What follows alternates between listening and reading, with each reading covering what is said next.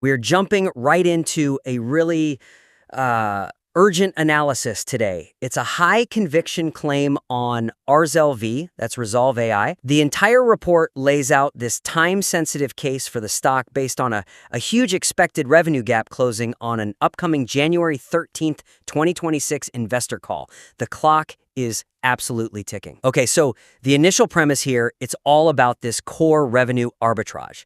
The argument, as I get it from the notes, is pretty simple. The market expects about, $171 million in 2026 revenue? Right. Meanwhile, the company has publicly stated they have $209 million plus in contracted revenue. So this analysis argues that $38 million discrepancy creates this clear gap that's just going to slam shut on the January 13th call. It's a powerful setup. I mean, the material makes a really strong case for a market discrepancy. I wonder, though, if we fully grappled with the most obvious counterpoint. Which is? If that 209 million number is already public, why hasn't the market priced it in yet? Yeah, why are they ignoring it? Addressing that immediate investor skepticism is, I think, a major point of weakness for the report's logic. Especially, when you're dealing with a former SPAC. So the idea isn't that the market is sleeping, it's that they might be applying this massive, calculated discount. Can you just briefly remind us why that former SPAC, Nabl, specifically makes investors discount contracted revenue like this? Absolutely. When a company goes public through a SPAC, institutional investors, they often apply what I'd call a significant credibility tax to management's forecasts. And figures like contracted revenue are a big one. Right. Historically, these numbers have, sometimes they've failed to fully translate into recognized revenue. You see aggressive sales booking, poor implementation, high customer churn. The fear is just that the contracts lack quality. This report needs to get ahead of that fear, not just state the number. The analysis report needs to bolster the credibility of the 209M contracted revenue figure to logically justify the immediate repricing expectation. The weakness, really, is in treating contracted revenue as if it's the same thing as guaranteed recognized revenue. They're not interchangeable. The analysis kind of assumes the market is just being lazy, but it overlooks why investors are skeptical in the first place. Implementation risk, cancellation clauses, low margins. Look, we all remember the dot-com bubble, right? Companies announcing these huge contract values that never, ever turned into cash flow. That's the ghost in the room this report needs to address. So the job of the report isn't just to repeat the $209 million figure.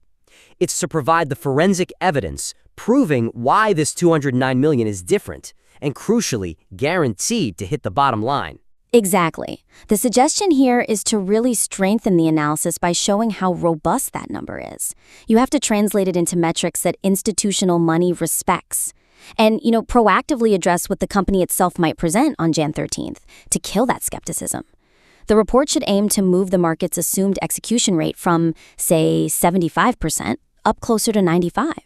Is it really realistic to expect a company to break down the highly technical difference between annual recurring revenue, that predictable cash flow, and total contract value on an initial guidance call? That seems like a really granular ask for a January 13th presentation. It is a high demand, but the analysis report has to anticipate that need. It has to clarify the ambiguity itself. So first, include some language that tries to clarify if that $209 million is total contract value, TCV, or annual recurring revenue, ARR. Investors want ARR. That's the predictable stuff. If the report can cite any context about the contract's nature, like are they high-margin SaaS deals or are they low-margin operational services, that adds immense value. And we can't forget the recent acquisition that plays right into this whole thing. Precisely. The report has to address the concern that the $209 million already includes $70 million from the Crown Peak acquisition. Okay. If it can explicitly separate organic growth from that acquired revenue. So you can show the company has significant organic contract wins on top of the guaranteed Crown Peak revenue. Well, then the strength of that 209 number becomes undeniable. So showing something like $139 million is organic, $70 million is acquired. Exactly. Suddenly the whole number feels much more rigorous. Much more reliable. That's a powerful link, yeah. Bringing the acquired assets directly into the credibility discussion. So once we establish the rigor around that $209 million, we can ask, how does that certainty translate when we look at the actual stock chart, the technical floor? Let's look at that section. It notes a strong support floor at $2.20 and immediate resistance at $3.50. It suggests the recent 15% bounce is smart money positioning. That's laid out clearly, technically speaking. I mean, 220 certainly looks like a floor on the chart. However, the report also correctly states that the recent drop, from the 8s down to the 2s, was partly driven by panic over the Crown Peak acquisition debt. Right, solvency concerns. Exactly. So given that history, just relying on a chart pattern isn't enough. We have to ask, is the connection between that 220 floor and the new financial de-risking, is that connection fully established in the material? It sounds like we need to argue that 220 isn't just where buyers showed up last time. It's where the fundamental value demands the price be, given the new assets. Absolutely. To maximize the report's impact, the technical analysis should be fundamentally anchored to the tangible assets and de-risked financial position of the company. The weakness here is that the report kind of presents the technical support at 220 and the good financial news, like the $70 million in revenue and the $49 million debt conversion, as two separate facts. They're running on parallel tracks. Exactly. And that separation weakens the core claim of limited downside. If the floor isn't explicitly tied to a valuation model based on that newly acquired revenue stream, it just looks like a lucky chart pattern, not a structural safety net. That makes perfect sense. The story needs to be the debt fear drove the stock down, the debt conversion and the new revenue removed the cause of the fear, and the 220 floor is the mathematical result of that change. Precisely. The suggestion is to reconfigure the technical section entirely. Argue that the 220 support isn't just a pattern, it's a fundamental valuation floor. It reflects the market starting to digest that immediate confirmed revenue from Crown Peak. The chart is just confirming the new stability that the M&A and the debt restructuring created. So it moves the technicals from speculative to evidence-based? You got it.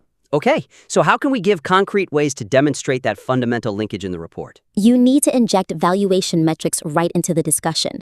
So suggest explicitly asking and then answering the question. Given that Crown Peak brings in $70 million in immediate revenue, what specific, defensible price-to-revenue multiple does that 220 price level represent? Okay. Relative to the $820 million market cap, if they're currently trading at, say, a 10 times multiple, showing that the 220 floor reflects a conservative 5 times multiple just on the guaranteed $70 million, that gives the floor undeniable weight. So you're defining the downside risk based on quantifiable assets. That's solid. And don't forget the debt conversion. You have to link the $49 million plus debt to equity conversion directly to that technical floor. Argue that removing that massive debt overhang structurally supports the stock above its prior lows because the existential threat is just gone. Right. Provide an example of phrasing that connects the $70 million from Crown Peak to the justification for the floor. The report should argue something like the 220 level isn't random. It represents the current valuation discounted by X, which is the absolute minimum possible given the guaranteed high-margin Crown Peak revenue and the removal of $49 million in debt risk. That transition from technical pattern to valuation floor is essential. And that brings us to the third major theme of this analysis, the narrative shift. The report argues the market is still pricing RZLV like a cash-burning SPAC with no sales, but the January 13th call is expected to confirm positive adjusted EBITDA targets for late 2025. This transition from cash burn into profitability is the central thesis. That inflection point is the ultimate catalyst, but we need context. Could the focus solely on positive adjusted EBITDA overlook the sheer scale of the prior cash burn and the severity of the solvency fears that caused that drop from the 8s? The term positive is necessary, yeah, but it might be insufficient to convince a really skeptical reader. They need to know the magnitude of the turn. Right. If the company generated, say, $50 million in negative adjusted EBITDA last year, and now they confirm a target of $1 million positive next year, technically that's a turn, but it won't be enough to warrant a dramatic re-rating of the stock. Precisely. The report must quantify the impact of the expected positive adjusted EBITDA to convincingly challenge the narrative of RZLV as a cash-burning SPAC.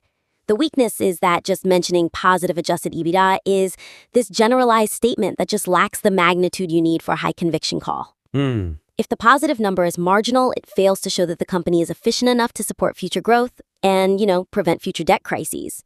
We need to show this is a sustainable inflection point, not just a temporary blip. So the core task is translating that anticipated profitability into a tangible long-term benefit for the balance sheet and for future growth. Translate that EBITDA target into concrete operational improvements related directly back to the debt conversion or the scale of the Crown Peak acquisition. The analysis needs to show how significant the turn to profitability is relative to the company's size and its prior burn rate. Okay, so let's focus on concrete ways to quantify this expected improvement, even without having the perfect forward guidance figures. First, suggest providing an estimate or at least citing analyst expectations for the margin of positive adjusted EBITDA, or compare the expected cash generation to that recent $49 million debt reduction. The key question institutions are asking is, does the positive EBITDA mean the company can generate enough cash in 2026 to pay down the rest of its debt quickly? If the report can make a compelling argument that this is possible, the narrative shifts completely. And we should be leveraging the external validation that's already out there.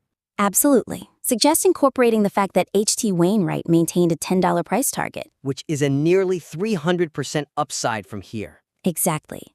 Link the analyst's high confidence to a belief in a substantial profitability turn, not a merely symbolic one. This contextualizes the positive expectation within a framework that suggests the smart money is anticipating a really powerful turnaround. The report should argue that the only way to justify a $10 target is by assuming a level of operational profitability that goes way beyond just marginal EBITDA.